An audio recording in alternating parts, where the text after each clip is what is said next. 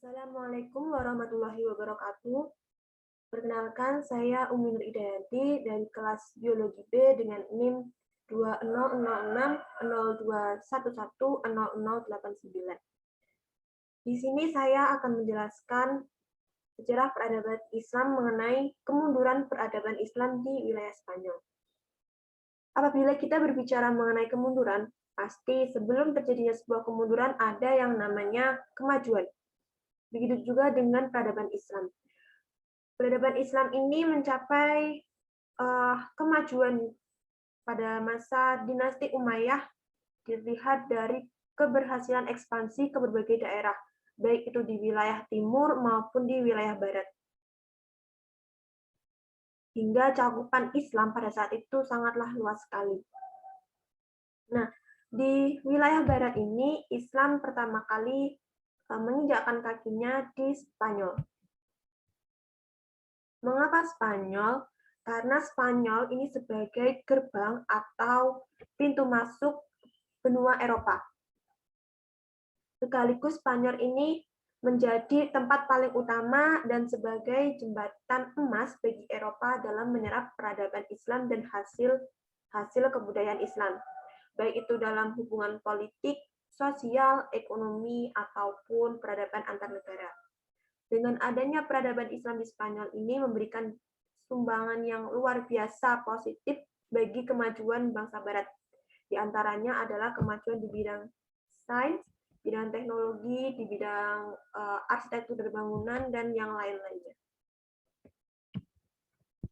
Pada tahun 705 sampai 715 Masehi, ini merupakan awal kedudukan Islam di Spanyol. Hal ini terjadi pada zaman dinasti Umayyah dengan kepemimpinan Khalifah Al-Walid. Nah, dalam proses penaklukan Islam ini ada juga 3 pahlawan yang dianggap paling berjasa, yakni diantaranya Thorif Ibnu Malik, Thorif Ibnu Ziyad, dan Musa Ibnu Nusair. Kemudian pada tahun 912 sampai 961 Masehi merupakan masa kejayaan Islam. Menurut sejarawan Profesor Bidriati mengatakan bahwa masa kejayaan Islam ini berada di masa kepemimpinan Khalifah Abdurrahman III, di mana pada saat itu terbukti dengan adanya Universitas Cordova dan Universitas Granada, di mana kedua universitas tersebut merupakan pusat perkembangan ilmu pengetahuan. Selain itu, pada masa itu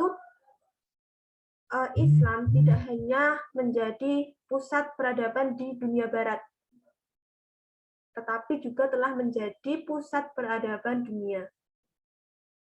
Selanjutnya pada tahun 976 sampai 1492 Masehi ini adalah masa-masa kemunduran Islam. Dan kemunduran Islam ini lebih tampak terlihat setelah wafatnya Hakam II dan kemudian digantikan oleh putranya Hisham II. Kemunduran Islam di Spanyol ini terjadi akibat beberapa faktor, baik itu faktor eksternal ataupun faktor internal yang mempengaruhinya. Berikut akan dijelaskan mengenai faktor-faktor apa saja yang menyebabkan kemunduran Islam di Spanyol. Yang pertama yaitu adanya konflik antara Islam dengan Kristen. Kehadiran bangsa Arab Islam di Spanyol secara tidak langsung ini telah melahirkan atau membangkitkan kembali rasa kebangsaan orang-orang Kristen di Spanyol, sehingga kehidupan negara Muslim Spanyol tidak berhenti dari adanya pertentangan antara pihak Muslim dengan pihak Kristen. Nah, namun pada saat itu para pemimpin Islam tidak melakukan Islamisasi secara sempurna. Bagaimana maksudnya tidak melakukan Islamisasi secara sempurna? Karena pada saat itu para pemimpin Islam tetap membiarkan kaum Kristen melakukan hukum dan tradisi mereka. asalkan mereka tetap membayar upeti dan tidak melakukan perlawanan bersenjata. Karena pada saat itu pemimpin merasa sudah cukup puas jika kaum Kristen ini mau membayar upeti kepada mereka. Hingga pada akhirnya pada abad ke-11 umat Muslim mengalami kemunduran, sedangkan umat Kristen ini mengalami kemajuan. Kemudian Islam di Spanyol terpecah dalam beberapa dinasti-dinasti kecil atau muluk atau waib. Peta kekuatan Islam ini akhirnya mulai menurun. Di bawah kekuasaan Bani Ahmar, Granada dapat bertahan selama 2 abad lebih. Tapi pada tahun 1469 Masehi, kerajaan Aragon dan Kastil bersatu menyerang Islam di Granada. Setelah terjadinya penyatuan dua kerajaan Kristen ini, yakni Kastil dan Aragon, dengan menikahkan kedua putra-putri kerajaan, ini merupakan salah satu lonceng yang menandai bahwa kemunduran Islam ini terjadi. Dan setelah terjadinya penyatuan dua kerajaan itu, terjadi peperangan yang hingga pada akhirnya tanggal 1 Januari 1492, Granada ini berhasil dikepung oleh Kristen dan dapat ditaklukkan oleh penguasa Kristen. Karena pada saat itu umat Muslim sudah tidak mampu, sudah tidak sanggup untuk melawan umat Kristen. Faktor berikutnya yaitu tidak memiliki ideologi. Masyarakat Spanyol yang terdiri dari berbagai etnis, di mana mula awal pembentukan kekuasaan ini sudah sering timbul berbagai konflik, perselisihan, peperangan yang mengganggu stabilitas politik, sosial, ekonomi dinasti tersebut. Mereka terdiri dari dua etnis, yakni etnis Arab dengan etnis non-Arab, di mana pada saat itu para pemimpin di Spanyol ini menerapkan politik yang sama seperti yang dijalankan Bani Umayyah di Damaskus, sehingga akibatnya etnis Arab ini tidak mau menerima pribumi atau etnis non-Arab. Bahkan etnis Arab ini memberikan julukan ibad dan muwaladun kepada para mu'alaf, yang artinya ibad atau muwaladun ini bersifat merendahkan, sehingga etnis non-Arab ini tidak terima, sehingga dalam kesehariannya muncullah pertentangan-pertentangan, konflik-konflik inheren antara dua etnis tersebut. Yang ketiga adalah terjadi kesulitan ekonomi. Para penguasa kota pada saat paruh kedua peradaban Islam di Spanyol terlalu sibuk membangun kota dan mengembangkan ilmu pengetahuan, sehingga mereka lalai akan masalah perekonomian. Padahal keadaan ekonomi ini sangat menentukan maju mundurnya sebuah negara atau peradaban. Tetapi pada paruh kedua Islam di Spanyol, pembangunan kota dan pengembangan ilmu pengetahuan ini sangat gencar dan serius, sehingga lalai dengan masalah ekonomi yang lain. Akibatnya timbul itu tadi, kesulitan ekonomi. Di mana kesulitan ekonomi ini mengganggu stabilitas politik dan militer. Ditambah lagi dengan khalifah yang lemah pada saat itu. Para Muslim yang menyita harta milik orang-orang kaya di Spanyol, harta para raja, dan pejabat negara, ini tidak mengembangkannya dengan baik, sehingga pendapatan negara terus merosot. Selain itu, khalifah yang lemah ini tidak lagi memperhatikan kemaslahatan rakyatnya. Karena apa? Khalifah ini hidup dalam bergelimang harta berfoya-foya, tetapi kesejahteraan rakyatnya ini tidak terjamin. Selain itu, pada saat itu masih terjadi berbagai peperangan-peperangan antara umat Islam dan umat Kristen. Sehingga dalam melakukan peperangan ini dibutuhkanlah biaya, baik itu untuk persenjataan atau sebagai bahan makanan mereka. Yang keempat, yakni peralihan kekuasaan yang tidak jelas. Dari peralihan kekuasaan yang tidak jelas ini menimbulkan konflik intern antar penguasa, yakni terjadinya perpecahan dan perebutan kekuasaan. Tahap awal semenjak Islam di Spanyol, ini Spanyol masih diwarnai berbagai perpecahan dan konflik perebutan kekuasaan, sehingga stabilitas politik negeri Spanyol ini juga belum tercapai sempurna. Hal tersebut dikarenakan adanya perselisihan antara elit penguasa dan juga perbedaan pandangan antara Khalifah di Damaskus dengan gubernur Afrika Utara yang berpusat di Kairawan. Nah, ketika pada masa pemerintahan Abdurrahman I yang menduduki jabatan sebagai amir, perpecahan, kerusuhan, dan pemberontakan terus berlangsung. Selama beberapa tahun kekuasaannya ini diperebutkan oleh orang Berber, Yamaniyah, dan orang Tahiriyah. Tetapi perpecahan tersebut masih dapat diatasi. Kemudian, pada masa pemerintahan Hisham, juga terjadi perpecahan antara saudaranya sendiri, yakni Abdullah dengan Sulaiman, dan mengadakan pemberontakan tetapi digagalkan oleh Hisham. Kemudian pada masa pemerintahan Hakam juga terjadi kekisruhan akibat ketidakramahannya dengan fuqaha. Ia tidak menghendaki campur tangan fuqaha dalam urusan negara. Nah, dari situlah timbul gerakan fuqaha yang ingin menggulingkan kekuasaan Hakam, dan inilah yang melatari terjadinya pemberontakan di Cordova.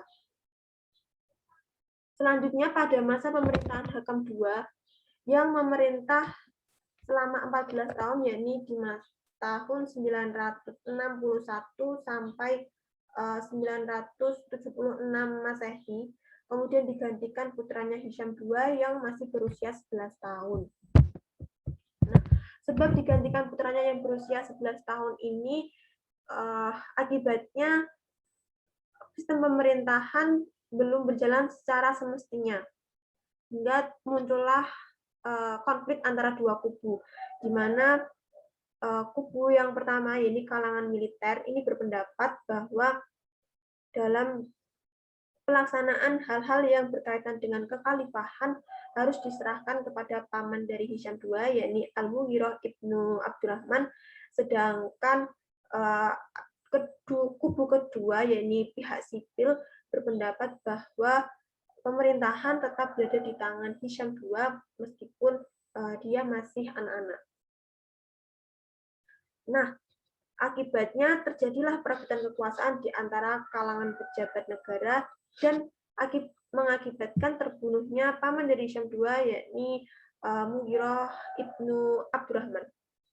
Dan pembunuhan ini dilakukan oleh Ja'far al-Musyafi, di mana beliau merupakan menteri yang dipercayakan untuk menjalankan urusan pemerintahan ketika Khalifah Hakam II ini sedang sakit. Kemudian ada juga perpecahan, yakni Abu Abdullah Muhammad yang memberontak karena kekuasaan ayahnya jatuh ke tangan Muhammad bin Sa'ad. Nah, pemberontakan yang dilakukan Abu Abdullah Muhammad ini perpecahan yang terakhir sebelum akhirnya Islam benar-benar jatuh ke tangan Spanyol. Karena pada saat itu dia merasa disingkirkan. Dan dia merasa bahwa dirinya lah yang paling pantas untuk menggantikan posisi ayahnya sebagai amir di Granada. Sehingga pada saat itu, Abu Abdullah Muhammad meminta bantuan kepada Ferdinand dan Isabel agar ia dapat menguasai Granada. Nah, yang pasti Ferdinand dan Isabel ini tidak dengan sukarela membantu Abu Abdullah Muhammad. Tapi justru tawaran ini dimanfaatkan Ferdinand dan Isabel sebagai alat untuk menghancurkan kekuasaan Islam di wilayah Spanyol pada saat itu. Hingga pada akhirnya terjadi peperangan antara umat Kristen dengan umat Islam, yang di mana umat Islam ini dipimpin oleh pasukan Al-Zagal. Tetapi pasukan Al-Zagal ini mengalami kekalahan, dan tak lama kemudian Abu Abdullah Muhammad juga diserang oleh Ferdinand dan yang meminta bahwa kekuasaan di Granada dan wilayah kekuasaannya berada di tangan Abu Abdullah Muhammad ini diserahkan kepada mereka. Tetapi Abu Abdullah Muhammad tetap kekeh tidak mau memberikan. Hingga pada akhirnya Ferdinand ini mengirimkan 10.000 tentara berkuda yang menghancurkan ladang-ladang di wilayah Granada dan mengepung serta memblokade wilayah tersebut hingga pada akhirnya umat Islam di wilayah itu mundur dan menyerah. Kemudian yang terakhir merupakan faktor geografis. Faktor geografis ini juga menentukan hilangnya atau mundurnya Islam di Spanyol. Karena apa? Karena Spanyol itu terletak di belahan Eropa. Sedangkan mayoritas Islam yang lainnya ini berada di Asia dan Afrika. Sehingga warga kaum muslim di Spanyol ini selalu berjuang sendirian tanpa mendapatkan bantuan kecuali dari Afrika Utara. Selain itu juga adanya perbedaan iklim. Karena iklim ini mempengaruhi sehingga orang-orang Arab sebagai pendatang baru di Spanyol pada saat itu tidak tahan mendiami daerah Spanyol yang iklimnya tidak cocok dengan mereka. Nah, itu tadi adalah penjelasan mengenai beberapa faktor yang menyebabkan kemunduran Islam di Spanyol. Faktor-faktor tersebut terjadi karena beberapa faktor, baik faktor internal maupun faktor eksternal. Di antaranya yakni ketidakjelasan peralihan kekuasaan yang menyebabkan perebutan kekuasaan di antara penguasa, kemudian konflik antara Islam dengan Kristen, faktor kesulitan ekonomi, faktor tidak adanya ideologi, serta faktor geografis.